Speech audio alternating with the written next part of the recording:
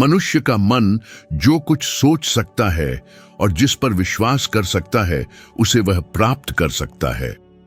Napoleon Hill का यह कथन शक्तिशाली है, लेकिन अक्सर इसे गलत समझा जाता है। यदि सादगी ही कुंजी होती तो इतने सारे लोग समर्पित और विश्वासी होने के बावजूद अपने बैंक खातों को लाल निशान में क्यों देखते हैं? क्या बाइबल और हिल के पास ऐसे गहरे सत्य हैं जिन्हें अधिकांश लोग अनदेखा करते हैं? ऐसे सत्य जो सचमुच इस क्षण आपके घर में मौजूद हो सकते हैं। आज हम बाइबल और नेपोलियन हिल के अनुसार समग्र समृद्ध वित्तीय, मानसिक और आध्यात्मिक प्राप्त करने के लिए 5 सिद्धांतों का अनावरण करेंगे। आपको यह जानकर आश्चर्य होगा कि शायद आपके पास पहले से ही ये संसाधन है, लेकिन आप उनका पूरी तरह से उपयोग नहीं कर रहे हैं। क्या आपने कभी गौर किया है कि कैसे कुछ लोग आसानी से समृद्धि को आकर्षित करते हैं जबकि अन्य बिना प्रगति के संघर्ष करते रहते हैं? हिल का मानना था कि सफलता भाग्य से नहीं बल्कि विचारों को नियंत्रित करने वाले सार्वभौमिक नियमों से आती है। इनमें से एक नियम हमारे घरों में उन वस्तुओं में निहित है जो उनके अनुसार धन की एक आकर्षक कंपन उत्सर्जित करती हैं। कल्पना कीजिए कि आपका घर ऐसे प्रतीकों को प्रकट कर रहा है जो आपके जीवन में प्रचुरता के प्रवाह को परिभाषित करते हैं। इस विश्वास की पुष्टि बाइबल से होती है, जहां तुम्हारा खजाना है वहां तुम्हारा हृदय भी होगा। पहला सिद्धांत यह समझना है कि सब कुछ हमारी ऊर्जा को दर्शाता है, जिसमें पास की वस्तुएं भी शामिल हैं। हिल का मानना था कि मन पर परिवेश की शक्ति होती है। एंड्रयू कार्नेगी और थॉमस एडिसन जैसे सैकड़ों करोड़पतियों पर अपने शोध में उन्होंने एक पैटर्न देखा। सभी ने खुद को अपने लक्ष्यों के प्रतीकों से घेर रखा था, चाहे वे प्रेरणादायक किताबें हों, सफलता के चित्र हों या प्रतीकात्मक वस्तुएं हों। ऐसी चीजें लक्ष्यों पर मानसिक ध्यान बनाए रखती थीं। पहली बात यह है कि घर में ऐसी वस्तुएं रखना जो उद्देश्य, विश्वास और भविष्य की स्पष्टता को प्रेरित करती हैं, हमें धन की आवृत्ति के साथ संरेखित करती है। हालांकि यह रहस्यमयी लग सकता है, इसका वैज्ञानिक आधार है। प्रिंसेटन विश्वविद्यालय के अध्ययनों से पता चलता है कि भौतिक वातावरण भावनात्मक स्थिति और वित्तीय निर्णय को सीधे प्रभावित करता है। अव्यवस्थित घर या नकारात्मक वस्तुओं वाले घर मानसिक बोझ पैदा करते हैं, जिससे ध्यान और स्पष्टता बाधित होती है। ध्यान जिसे हिल धन का बीज मानते थे। अब सोचिए, आज आपके घर में क्या आपको प्रेरित करता है? कौन सी वस्तुएं आपको आपके सपनों की याद दिलाती है? और सबसे महत्वपूर्ण बात, कौन सी चीजें आपको डर, कमी और अतीत से बांधे रखती हैं? यह असहज है, लेकिन अधिकांश लोग असफलता के प्रतीकों से घिरे रहते हैं। जमा हुए बिल, न पहने हुए कपड़े, टूटी हुई वस्तुएं, असफल रिश्तों की यादें, ये सब मन को यह बताता है कि आप अभाव के समय में फंसे हुए हैं। हिल कहते थे कि विश्वास और गरीबी एक ही मन में सह अस्तित्व में नहीं रह सकते, और यह तर्क घर पर भी लागू हो सकता है। जहां वातावरण अभाव से स्पंदित होता है, वहां समृद्धि के लिए कोई जगह नहीं होती। हिल के जीवन के महत्वपूर्ण क्षणों में से एक उनकी अपनी अत्यधिक गरीबी के दौरान आया। सब कुछ खोने के बाद वे वॉशिंगटन में एक छोटे से अपार्टमेंट में पुराने फर्नीचर और कम भोजन के साथ रहते थे। वे बताते हैं कि एक दिन जब उन्होंने दर्पण में देखा तो उन्हें अपने मन की सटीक छवि दिखाई दी, भ्रमित, निराश और भयभीत। उसी क्षण उन्होंने जो देखा उसे बदलने का फैसला किया। उन्होंने कमरा साफ किया, अनावश्यक चीजों को फेंक दिया, जो थोड़ा बहुत उनके पास था उसे व्यवस्थित किया और मेज पर एक कागज का टुकड़ा रखा जिस पर यह वाक्य लिखा था, मैं समृद्धि का दूत बनूंगा।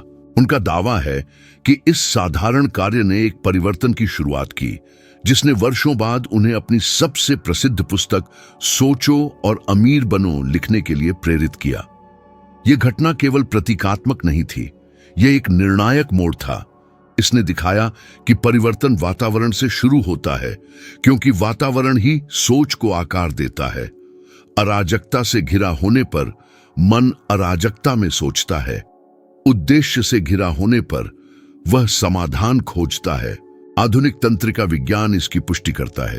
संगठित और प्रेरणादायक स्थानों वाले लोगों में दीर्घकालिक वित्तीय लक्ष्यों को प्राप्त करने की 30% तक अधिक संभावना होती है। घर में प्रत्येक सकारात्मक वस्तु आपकी समृद्ध होने की क्षमता का एक मौन अनुस्मारक के रूप में कार्य करती है। यहाँ एक चुनौती है, अपने घर का एक कमरा चुनें और वहां सब कुछ देखें। जो आपके वांछित भविष्य का प्रतिनिधित्व नहीं करता है उसे हटा दें और उसे किसी प्रेरणादायक चीज से बदल दें। यह विश्वास का एक वाक्य हो सकता है, प्रचुरता की एक तस्वीर हो सकती है, या एक साधारण वस्तु जो आपके उद्देश्य की याद दिलाती हो। इसे 7 दिनों तक करें और अपनी मानसिक स्थिति में बदलाव देखें। आशा और रचनात्मकता के विचार स्वाभाविक रूप से उत्पन्न होंगे। यह जादू नहीं है, यह संरेखण है, वही जिसे हिल ने करोड़पति मन के पहले कदम के रूप में वर्णित किया था। इसलिए यदि बाइबल कहती है कि कर्म के बिना विश्वास मृत है, तो शायद विश्वास का पहला आवश्यक कार्य अपने वातावरण को बदलना है। समृद्धि स्थिर स्थानों में प्रवेश नहीं करती। शायद जिस धन को आप इतनी शिद्दत से खोज रहे हैं वह पहले से ही आपके घर में प्रवेश करने की कोशिश कर रहा है, लेकिन उन पुरानी यादों से टकरा रहा है जिन्हें आपने अभी तक मुक्त करने की हिम्मत नहीं की है। आपके घर के भीतर बोले गए शब्दों में गहरी शक्ति होती है। हिल का दावा था कि सब कुछ मन में शुरू होता है लेकिन बोली से साकार होता है। बाइबल इस प्राचीन सत्य को पुष्ट करती है, जीवन और मृत्यु जीभ के वश में है।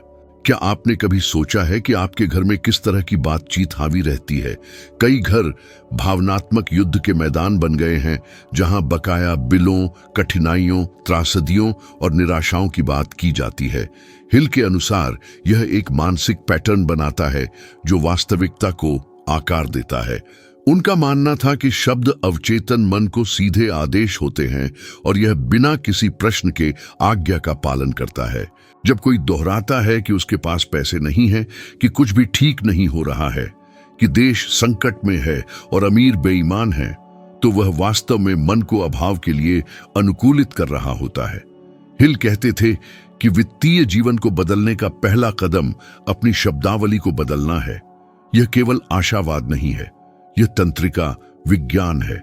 कैलिफोर्निया विश्वविद्यालय के शोधकर्ताओं ने पाया कि नकारात्मक अभिव्यक्तियां मस्तिष्क के एमिगडाला को सक्रिय करती हैं, जो भय और चिंता से जुड़ा है, जबकि सकारात्मक शब्द प्रीफ्रंटल कॉर्टेक्स में गतिविधि बढ़ाते हैं, जो निर्णय लेने और योजना बनाने से जुड़ा है। आपके घर के शब्द आपके मस्तिष्क को समृद्ध होने या असफल होने के लिए आकार देते हैं।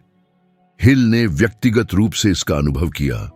सफलता के बारे में लिखने के शुरुआती वर्षों में उन्हें लगातार आलोचना और उपहास का सामना करना पड़ा।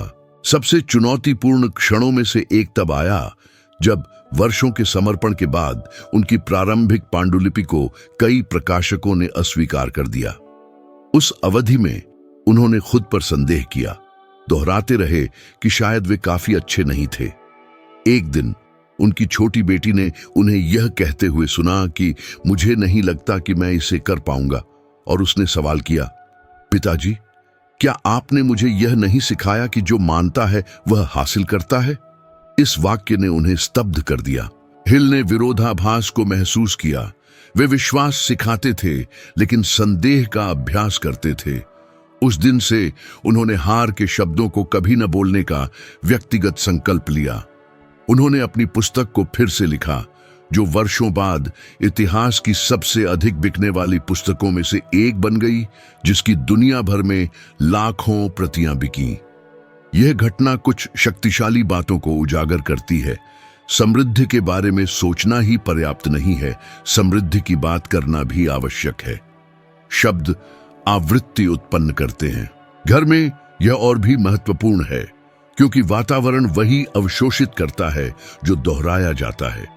क्या आपने देखा है कि कुछ परिवार हमेशा अभाव के बारे में बात करते रहते हैं और उसी में बने रहते हैं? यह कोई संयोग नहीं है।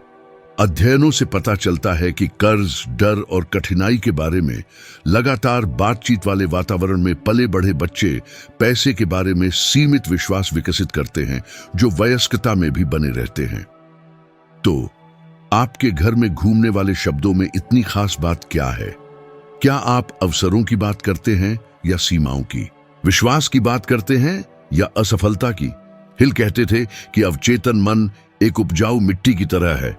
आशा के बीज बोने पर आप समृद्धि काटेंगे, निराशा बोने पर आप गरीबी काटेंगे।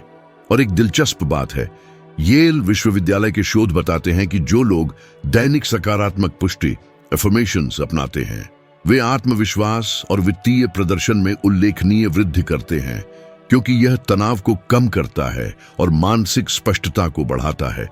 और अगर आप एक छोटा सा परीक्षण करें, 7 दिनों के लिए नकारात्मक अभिव्यक्तियों को सशक्त शब्दों से बदल दें।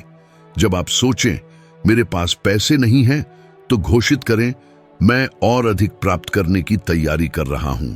जब यह विचार आए कि मेरे लिए कुछ भी काम नहीं करता, तो कहें मैं इस चुनौती से सीख रहा हूं। इस अभ्यास को आत्म धोखे के रूप में नहीं, बल्कि अपने भाग्य पर नियंत्रण के रूप में अपनाएं। नेपोलियन हिल ने इसे सचेत आत्म सुझाव, कॉन्शियस ऑटो सजेस्शन कहा। इसे सफलता की प्रमुख कुंजियों में से एक बताया, जिसे एंड्रयू कार्नेगी से सीखा गया था। कार्नेगी, जिन्होंने आज के समय में कई अरब डॉलर के बराबर की संपत्ति जमा की थी, प्रतिदिन शक्ति और विश्वास के वाक्य दोहराने के लिए प्रसिद्ध थे। हिल उन्हें इस बात के जीवित प्रमाण के रूप में उद्धृत करते थे कि शब्द वास्तविकता को साकार करते हैं। इसके विपरीत हम ऐसी सार्वजनिक हस्तियों को देखते हैं जिन्होंने अनुचित बातों के कारण अपने पेशेवर करियर को नष्ट कर दिया। प्रतिभाशाली व्यक्ति जिन्होंने केवल अपनी बयानों को नियंत्रित न कर पाने के कारण लाखों डॉलर के अनुबंध खो दिए। यह इस बात का प्रमाण है कि भाषा में वास्तव में धन का निर्माण या विनाश करने की क्षमता होती है। परिवर्तन आपके घर के मौखिक वातावरण को बदलने से शुरू होता है। एक प्राथमिक परीक्षण करें। एक पूरा दिन इस बात का अवलोकन करने में लगाएं कि आप और आपके आसपास के लोग क्या बोलते हैं। अंत में खुद से पूछें, यदि आज कहे गए हर शब्द एक बीज में बदल जाते, तो मुझे कल किस तरह की फसल मिलती? हिल का दावा था कि समृद्धि सीधे तौर पर उस चीज का परिणाम है जिसे कोई प्राप्त करने योग्य मानता है। कोई भी दृढ़ विश्वास जब कार्य में परिणत होता है, उससे पहले उसे मौखिक रूप देना आवश्यक है, क्योंकि शब्द ही उस चमत्कार का पहला कदम होते हैं। वह सटीक क्षण जब अमूर्त चीज आकार लेना शुरू करती है। धन की एक कम समझी जाने वाली विशेषता यह है कि यह वित्तीय संस्थानों में नहीं, बल्कि मानसिक दायरे में उत्पन्न होता है। नेपोलियन हिल का मानना था कि सच्चा खजाना किसी भी चीज की इतनी स्पष्ट कल्पना करने की क्षमता में निहित है कि मन, चाहे अनजाने में ही सही, उस अदृश्य को साकार करने के लिए काम करता है। उन्होंने इसे संगठित कल्पना की शक्ति कहा। बाइबल इस सिद्धांत की पुष्टि करती है जब वह कहती है कि मनुष्य जैसा अपने हृदय में सोचता है, वैसा ही वह है। आज हम जो कुछ भी देखते हैं, भव्य इमारतों से लेकर विशाल साम्राज्यों तक, वह सब पहले एक मानसिक अवधारणा के रूप में ही उत्पन्न हुआ। इसी कारण से हिल ने जोर दिया कि घर में सबसे कीमती संपत्तियों में से एक ऐसा वातावरण है जो दृष्टि पर केंद्रित हो, एक ऐसी जगह जो कल्पनाशील रचनात्मकता को बढ़ावा दे। एक सामान्य विफलता स्वचालित मोड में जीना है। लोग उठते हैं, काम करते हैं, कर्ज चुकाते हैं, अपनी दिनचर्या पर विलाप करते हैं और उसी पैटर्न को दोहराते हैं। वे जानबूझकर उस जीवन की कल्पना करने में कभी समय नहीं लगाते जिसकी वे इच्छा रखते हैं। हिल ने अपने युग की 500 से अधिक सबसे धनी हस्तियों का साक्षात्कार करने के बाद पाया कि उन सभी की यह आदत थी कि वे हर दिन अपने लक्ष्यों की मानसिक रूप से कल्पना करते थे।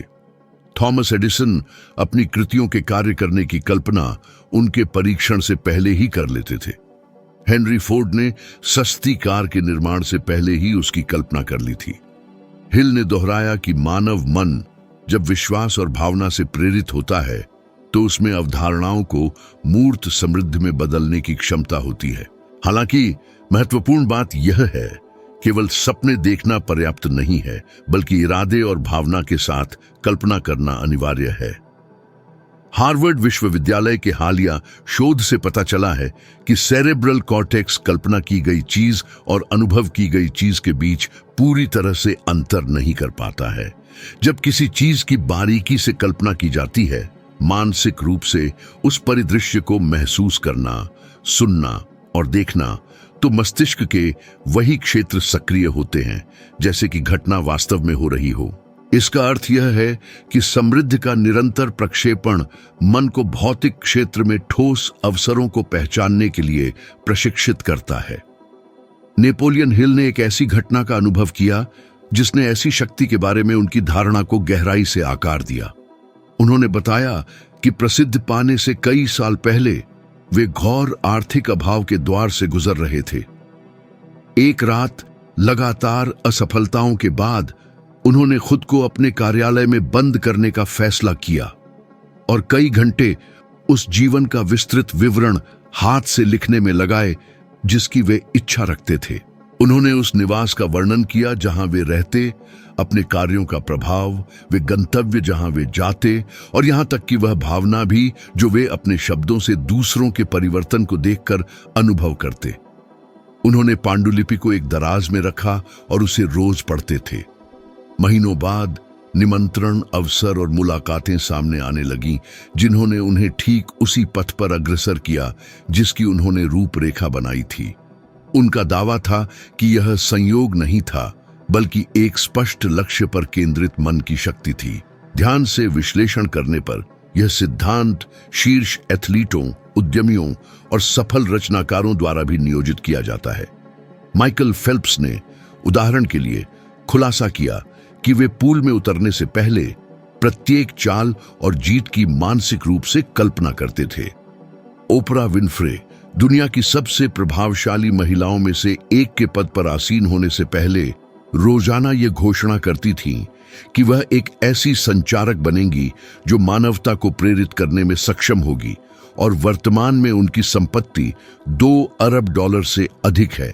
ऐसे उदाहरण रहस्यवाद नहीं है बल्कि इस बात के प्रमाण हैं कि विजुअलाइजेशन एक संज्ञानात्मक रोड मैप स्थापित करता है जो ठोस दुनिया में कार्यों को निर्देशित करता है। अब विचार करें कि क्या होगा यदि घर पर अपना समय प्रतिकूल खबरें देखने या कल के बारे में चिंतित रहने के बजाय आप हर दिन कुछ मिनट उस जीवन की कल्पना करने में लगाते जिसकी आप इच्छा रखते हैं। कल्पना कीजिए कि आप वित्तीय स्वतंत्रता का आनंद ले रहे हैं, लोगों की मदद कर रहे हैं, यात्रा कर रहे हैं, मुस्कुरा रहे हैं, शांति और मान्यता महसूस कर रहे हैं। बुद्धि को प्रतिनिधित्व की आवश्यकता होती है और अवचेतन मन को मार्गदर्शन की। जब आप इसे प्रदान करते हैं तो ब्रह्मांड ऐसा लगता है जैसे मार्ग को सामंजस्यपूर्ण बनाने के लिए सहयोग कर रहा हो। इसमें एक अंतर्निहित आध्यात्मिक पहलू भी है। बाइबल घोषणा करती है कि विश्वास आशा की हुई वस्तुओं का मूल और अनदेखी वस्तुओं का प्रमाण है। दूसरे शब्दों में, कल्पना करना विश्वास का एक कार्य है। यह गवाही देने से पहले विश्वास व्यक्त करना है। हिल इस सच्चाई को पूरी तरह समझते थे। उनका तर्क था कि विश्वास और कल्पना मिलकर रचनात्मक शक्तियां हैं जो भविष्य को आकार देती हैं। इस प्रकार जो कोई भी अपने घर में एक ऐसा वातावरण बनाए रखता है जो मानसिक प्रक्षेपण को प्रोत्साहित करता है, चाहे वह एक लक्ष्य बोर्ड हो, एक प्रेरणादायक भाषण हो या एक शांत कोना हो, वह किसी न किसी रूप में प्रचुरता के लिए एक अभयारण्य का निर्माण कर रहा है। हालांकि मैं एक चुनौती प्रस्तुत करता हूं। 21 दिनों के लिए प्रत्येक दिन 5 मिनट कुछ ऐसा मानसिक रूप से प्रक्षेपित करने के लिए समर्पित करें जिसकी आप वास्तव में इच्छा रखते हैं। यह एक वित्तीय उद्देश्य, एक नया उद्यम या एक अस्तित्वगत परिवर्तन हो सकता है। अपनी आंखें बंद करें और प्रत्येक बारीकी की कल्पना ऐसे करें जैसे कि वह पहले ही साकार हो चुकी हो। राहत, खुशी, गौरव महसूस करें। हिल ने जोर देकर कहा कि भावना वह ऊर्जा है जो बुद्धि को रचनात्मक शक्ति में परिवर्तित करती है। इसे नियमित रूप से करें और देखें कि आपका मन उन रास्तों को कैसे पहचानना शुरू कर देगा जहां पहले केवल बाधाएं दिखाई देती है। जो समृद्ध होते हैं और जो केवल सपने देखते हैं, उनके बीच का अंतर स्पष्ट है। भाग्यशाली लोगों ने अमूर्त को वास्तविकता में बदलने की कला में महारत हासिल कर ली है और सब कुछ बुद्धि में, घर के वातावरण में और वांछित अस्तित्व की कल्पना करने की दिनचर्या में अपना सिद्धांत रखता है, जब तक कि वास्तविकता संज्ञान की शक्ति के अनुरूप होने के लिए मजबूर न हो जाए। नेपोलियन हिल का मानना था कि धन का मुख्य शत्रु अवसरों की कमी नहीं बल्कि भय है। प्रयास करने का डर, विफल होने का डर, मूल्यांकन किए जाने का डर। बाइबल बदले में इस कहावत को मान्य करती है कि मनुष्य जिस बात से डरता है वही उस पर आ पड़ती है। दूसरे शब्दों में, भय एक उल्टे विश्वास के रूप में स्वयं को स्थापित करता है। असफलता में इतनी गहराई से निहित एक दृढ़ विश्वास कि यह एक स्वपूर्ति भविष्यवाणी में बदल जाता है। यह देखना दिलचस्प है कि अनगिनत लोग धन से डरते हैं, भले ही वे इसके विपरीत का दावा करते हों। वे लाभ उठाने और खोने से डरते हैं, वे निवेश करने और गलतियां करने से डरते हैं, वे समृद्ध होने और आलोचना का निशाना बनने से डरते हैं। यह डर अभाव का एक अमूर्त चक्र पैदा करता है, एक मानसिक योजना जो बहुतायत के प्रकटीकरण को बाधित करती है।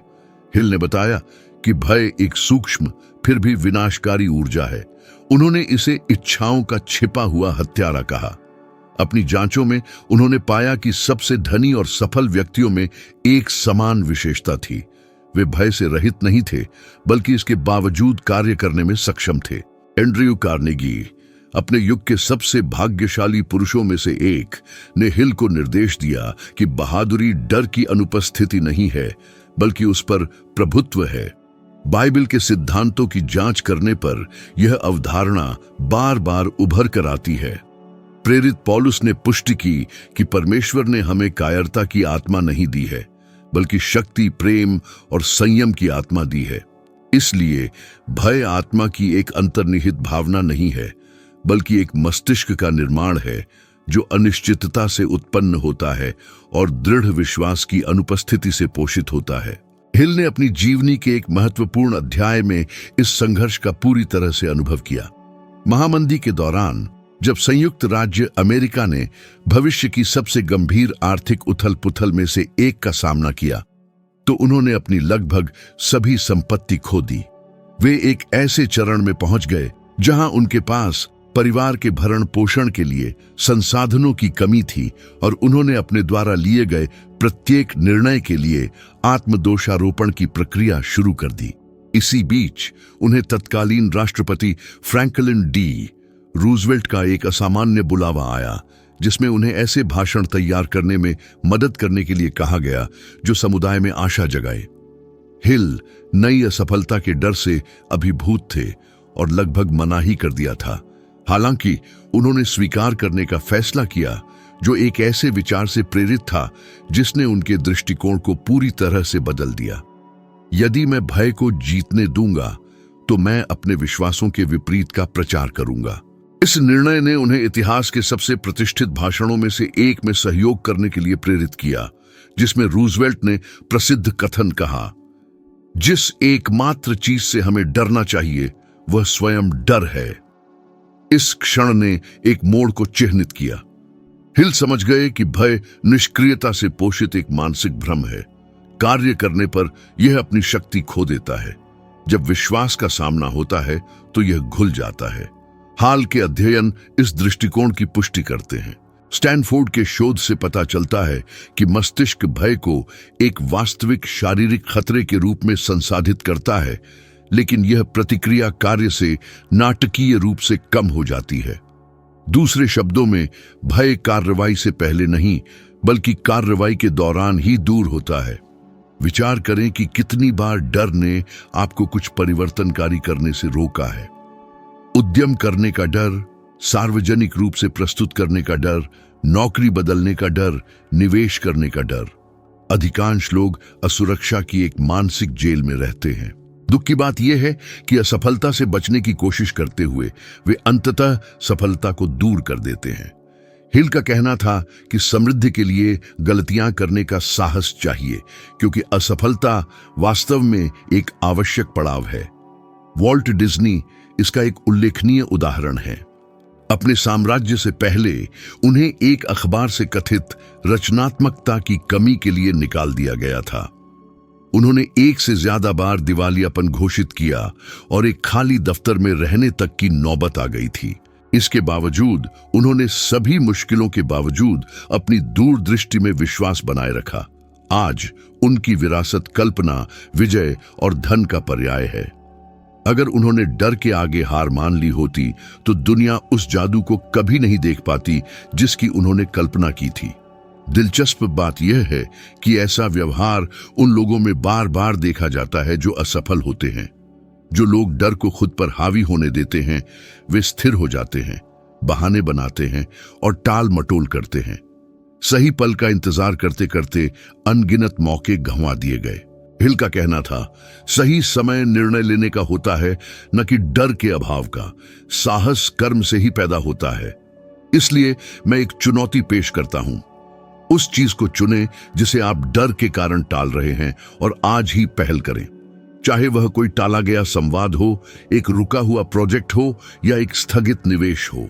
एक छोटी सी कार्रवाई करें, भले ही वह केवल प्रतीकात्मक ही क्यों ना हो।